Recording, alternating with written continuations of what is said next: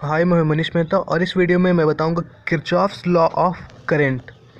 तो Kirchhoff's law of current बहुत ही basic सा चीज़ कहता है। वो ये कहता है कि ये एक एक पॉइंट से बहुत सारे वायर्स कनेक्टेड हैं, तो अगर उनमें अलग अलग करंट फ्लो कर रहा है तो हम किरचॉफ्स लॉ ये कहता है कि उन सारे करंट का समेशन, अगर वो सारे करंट बाहर की ओर फ्लो कर रहे हैं, वो ज़ीरो होगा। मतलब इसमें कोई करंट दे ही नहीं रहा है तो करंट कैसे फ्लो कर सकता है। मतलब अगर लेट हम मान लें कि फ़्लो कर रहा है तो उन्हें हमें सम करके ज़ीरो करना होगा। इस चीज़ को समझाता है Kirchhoff's law. I1 + I2 + I3 + I4 = 0। ये देखने में ऐसे ही सिंपल सा है, लेकिन इसे सवाल में हम कैसे करते हैं यूज़, उसके बाद समझ में आएगा और वही ज़्यादा इंपॉर्टेंट है। ये समझना सिंपल सा है। I1 + I2 + I3 = 0। जितने भी और भी वायर्स कनेक्ट कर सकते थे और भी डॉट डॉट डॉट और सबको ऐड करके =0 कर देंगे आई करंट। और हमें एक चीज़ और पता होना चाहिए, V = IR। ये अगर है पता तो सारा सवाल हम आराम से सॉल्व कर सकते हैं। लेट्स सपोज एक सवाल करते हैं हम लोग, ठीक है, और इसमें हम लोग किरचॉफ्स लॉ को हम लोग यूज़ करते हैं। यहाँ पे एक सर्किट दिया हुआ है, करंट सर्किट। उसमें 8 वोल्ट है, यहाँ पे 4 ओम है, ठीक है। यहाँ पे 2 ओम दे रखा है, यहाँ पे भी लेट सपोज 4 ओम दे रखा है, ठीक है। लेट सपोज यहाँ 5 ओम दे रखा है, ठीक है। यहाँ पे 10 वोल्ट है। तो इसमें पूछेगा कि बताओ यार कि यहाँ पे कितना करंट फ्लो कर रहा है, यहाँ पे कितना करंट फ्लो कर रहा है, इस पॉइंट में कितना वोल्टेज होगा, ठीक है, यहाँ कितना करंट फ्लो कर रहा है। इस तरीके से अलग अलग सवाल पूछ सकता है वो। तो हम लोग ना इसमें किरचॉफ्स लॉ ऑफ करंट कैसे करेंगे यूज़, और उससे सब कुछ फाइंड कर सकते हैं, ठीक है। सबसे पहला स्टेप हमेशा याद रखना, किरचॉफ्स लॉ ऑफ करंट में हम कोई नोड को ढूंढेंगे। नोड क्या होता है ना, जिससे करंट्स कनेक्टेड। यहाँ देखें, यहाँ क्या था, ये था नोड। ये नोड मतलब इससे बहुत सारे वायर्स कनेक्टेड थे। यहाँ पे भी कोई है क्या ऐसा नोड जो बहुत सारे वायर्स कनेक्टेड हो? हाँ, ये है ना, इससे 2-3 वायर है कनेक्टेड, ठीक है। तो ये है नोड। इस नोड का वोल्टेज हम कर लेंगे लेट। बहुत बड़ा सर्किट दिया रहा तो उसमें लेट नोड मान लेंगे और हम उसका वोल्टेज मान लेंगे लेट V। इसका लेट वोल्टेज V है एट नोड, हम सब सपोज कर लिए, ठीक है। तो ये अगर बैटरी है तो उसके इस साइड वोल्टेज होता है 0 और उसके उस साइड वोल्टेज होता है 8, ठीक है। हमेशा होता है ना यार, इस छोटे वाला साइड 0 और इसके इस साइड 8, ठीक है। इसी तरीके से इसमें भी इधर 0 और इधर 10 वोल्ट, ठीक है। और इधर 0 है तो इधर पूरा ही 0 होगा, बीच में कोई रेसिस्टेंस नहीं है। जब तक कोई रेसिस्टेंस नहीं आता है वोल्टेज सेम रहेगा, ये याद रखना है, ठीक है। तो ये इधर भी 0 रहेगा, ठीक है। अब इसमें हम किरचॉफ्स लॉ ऑफ करंट का यूज़ करते हैं, ठीक है। अब यहाँ पे हम लोग सपोज कर लिए VA, ये याद होना चाहिए, इस पहला स्टेप है। उसके बाद किरचॉफ्स लॉ ऑफ करंट का एप्लीकेशन हो गया, बस ये लेट करने की देर और सवाल हो गया। तो हमने पढ़ा I1 + I2 + इस नोड के अबाउट जितने भी करंट बाहर की ओर फ्लो कर रहे होंगे उनका समेशन 0 होगा। मतलब I1 + I2 + I3 = 0। तो लेट हम सपोज करते हैं कि हम लोग तो सपोज कर ही सकते हैं ना, I1 इधर फ्लो कर रहा है, I2 इधर फ्लो कर रहा है और I3 इधर फ्लो कर रहा है या नहीं? ये तो सपोज कर ही सकते हैं हम लोग आराम से। तो इस जो किरचॉफ्स लॉ में कहता है, वो कहता है I1 + I2 + I3 = 0। यही ना कहता है, total summation of current eight node is 0। तो अब इसे ना हमें पता है V = IR। तो यहाँ से I को हम लिख सकते हैं V/R। तो I = V/R, ठीक है। तो यहाँ से हमने इसलिए लिखा क्योंकि ना इसे हमें ना यहाँ वोल्टेज पता है, रेसिस्टेंस पता है, करंट फाइंड करना है हमें, ठीक है।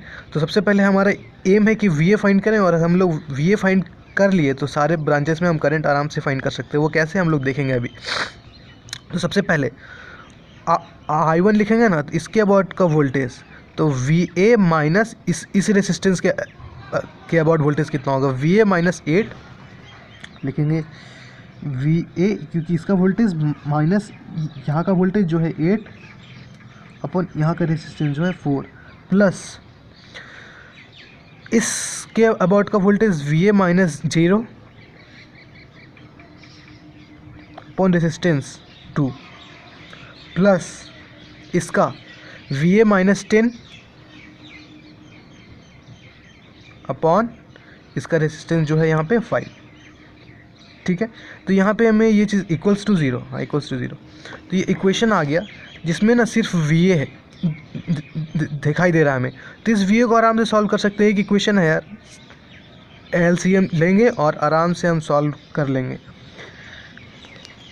ठीक है, लेट सपोज इसे हम सॉल्व करने लग जाएंगे तो बहुत ज़्यादा टाइम खा लेगा। ठीक है, इसलिए आप लोग आराम से इसे सॉल्व कर सकते हैं। VA माइनस 8/4 ये चीज़ सॉल्व करना बहुत बड़ा सा चीज़ नहीं है।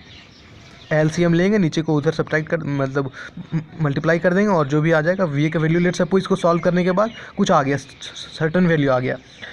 ठीक है, लेट सपोज VA का वैल्यू कुछ भी आ गया, 6 वोल्ट आ गया। ठीक है, लेट हमने क्या रहे वो 6 आ रहा है, लेट मान लेते हैं कि इसे सॉल्व करने के लिए बैठेंगे तो बहुत सारा टाइम खा लेगा। ठीक है, लेट हम मान लिए VA इक्वल्स टू आ गया 6, तो ये तो सॉल्व कर लिया हम लोग VA। अब पूछेगा कि इस ब्रांच में कितना करंट फ्लो कर रहा है, क्वेश्चन पूछेगा वहाँ पे कि ये जो ब्रांच है कि what is the value of current flowing through this 2 ohm. तो हम लोग क्या करेंगे, डेल्टा V हमको ये पता होता है, delta V is equals to IR होता है। हम लोग यहाँ का डेल्टा V अगर फाइंड कर लें, रेसिस्टेंस है पता, तो इसके अबाउट हम करंट फाइंड कर सकते हैं। हाँ, अगर हमें रेसिस्टेंस है पता, अगर हम डेल्टा V किसी तरीके से फाइंड कर लें तो हम तो करंट फाइंड ही कर लेंगे इसके अबाउट, है ना।